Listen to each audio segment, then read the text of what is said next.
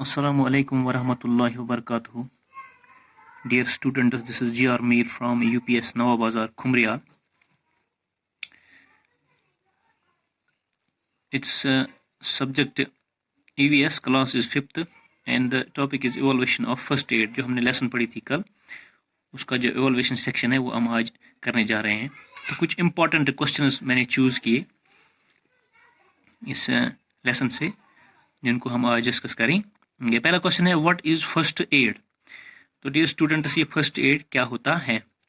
First aid answer में देखेंगे. First aid is the immediate care given to an injured person. First aid ये वो treatment होता है जो हम सबसे पहले किसी जख्मी इंसान को, किसी बीमार इंसान को दे सकते हैं. तो ये वही इलाज है जो हम सबसे पहले देते हैं, जो हम घर पे करते हैं या मेडिकल शॉप पे जाके करते हैं. फर्स्ट एड उसी को कहते हैं. उसके बाद हम डॉक्टर के पास जाते हैं. तो क्वेश्चन नंबर 2 है why is first add necessary. ये जरूरी क्यों है?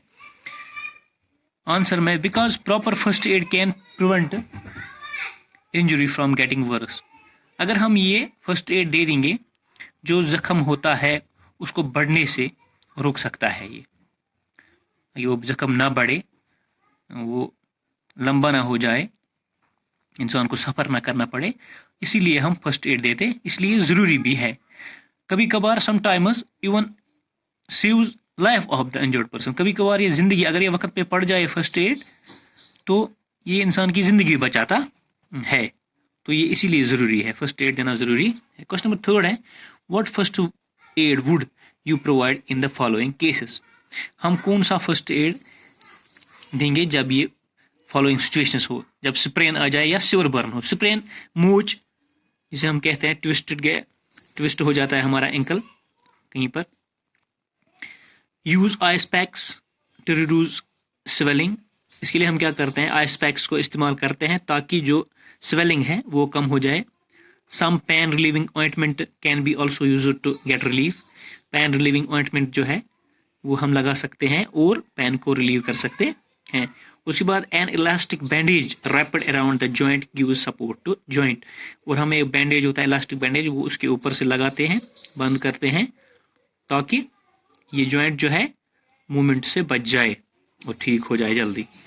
तो सिवर बर्न, एक सिंपल बर्न अगर हो जाए, जलना जिसे हम कहते हैं, तो उसको हम घर पे वाटर में रख सकते हैं, कोल्ड वाटर में. उसके बाद ऑइंटमेंट लगा सकते हैं या रनिंग वाटर में रख सकते हैं, तो हो जाता है रिलीव. लेकिन अगर सिवर बर्न है, अगर ज़्यादा जल गया है, कभी कभार हो जाता है, in case of severe burn take the patient to the doctor.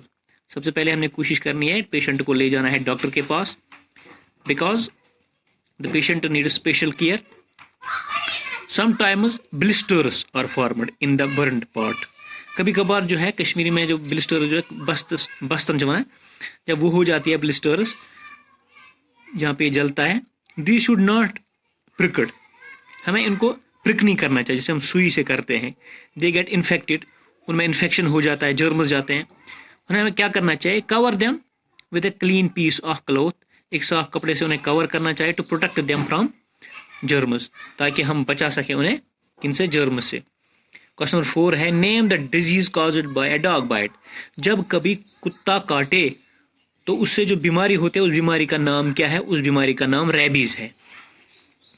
Question number 5 जो है what is mean by fracture. Fracture किससे कहते हैं? आंसर में फ्रैक्चर इज द क्रैक और ब्रेक इन ए बोन. कभी कभार जो हड्डी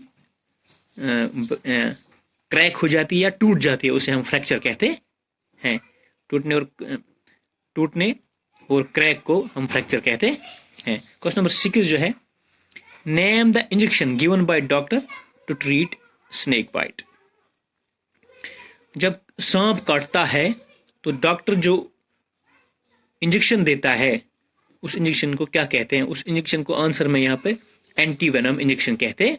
जब कभी कभार सांप काटे तो उस जो डॉक्टर जो इंजेक्शन देता है उसे एंटीवेनम इंजेक्शन कहते हैं. तो ये था कुछ इंपॉर्टेंट क्वेश्चंस एज इवॉल्यूशन मैंने सेलेक्ट किए थे. Hope you will understand it properly. Thank you very much. Till next class will come. Thank you.